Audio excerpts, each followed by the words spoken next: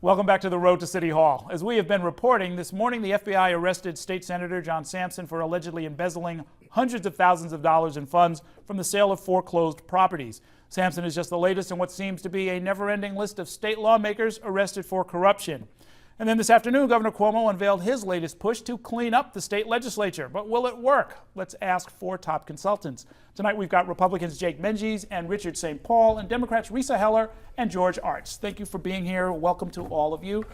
We asked you to rate the general level of corruption, with A for totally clean, F for totally corrupt. I'm dying to know what you concluded. Let's start with you, Risa. I gave them a D. I find the news of all this to be completely depressing, and I think it puts I think some of my colleagues will say it's not so bad or it's not everyone, and there are plenty of hardworking people that are up there in Albany and everywhere else working really hard, but it casts such a terrible pall over everyone in the work that they're trying to do that I think a D is the right grade. And Jake, before you give your grade, I mean, at some point, don't they all deserve to be lumped together? Because I don't see an excess of officials, sort of denouncing other people and saying, it's well and good after the fact.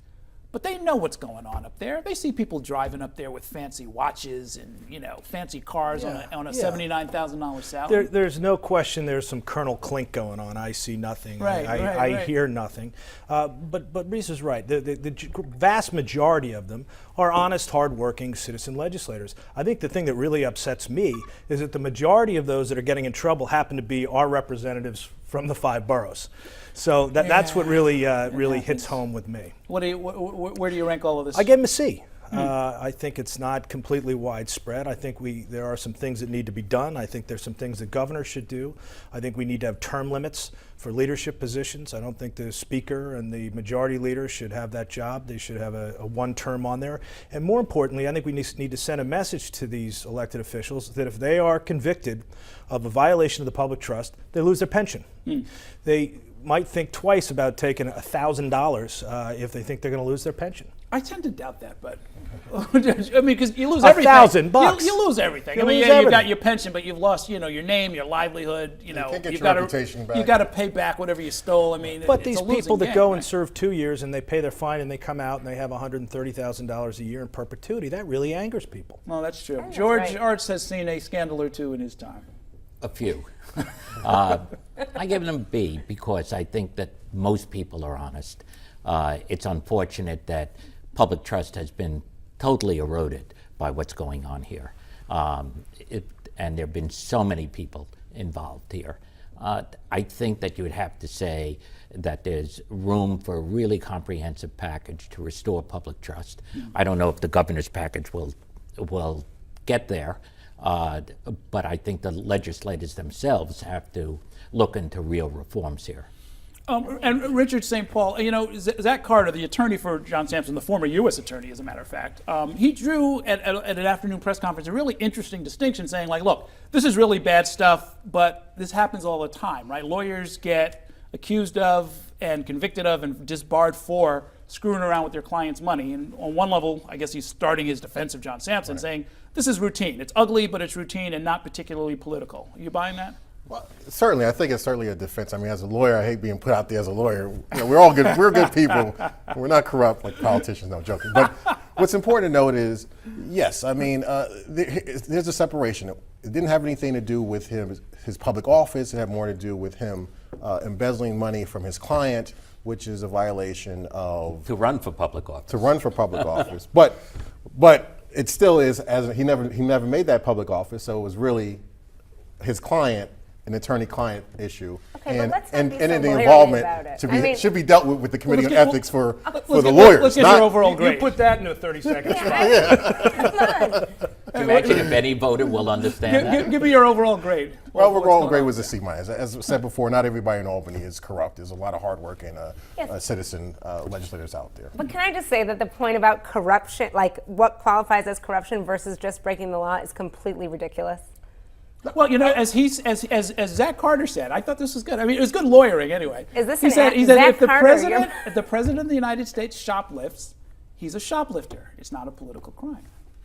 That's right. We have to. But shouldn't we, as You're- voters, hold our electeds to a higher standard? Like maybe they shouldn't break the law or be Exactly. corrupt. That would be We're good. not talking about issuing punishment. Yes, punishment is for the crime is one thing, but whether or not it had something to do with public corruption and the public trust is two different things. Yes, but the threshold for public trust should be high. I mean, come on. Well, it's about protecting the money inside the box or outside the box. The whole It's not thing. like he took money from and steered it to one of his friends to build a project But and then if made we money are off of going that. to place our trust in elected took his officials, they client's should money. probably try not to break the law, irrespective of whether it's corruption or not. Maybe you should sit on that side of the table. But the We whole gotta make it clear. As a lawyer, you got to make Do it you clean. work for Zach Carter? We have to make a clear distinction as an attorney. Yeah. The whole idea of embezzling money to run for district attorney is the most ludicrous thing I've ever heard. But taking the money from his client.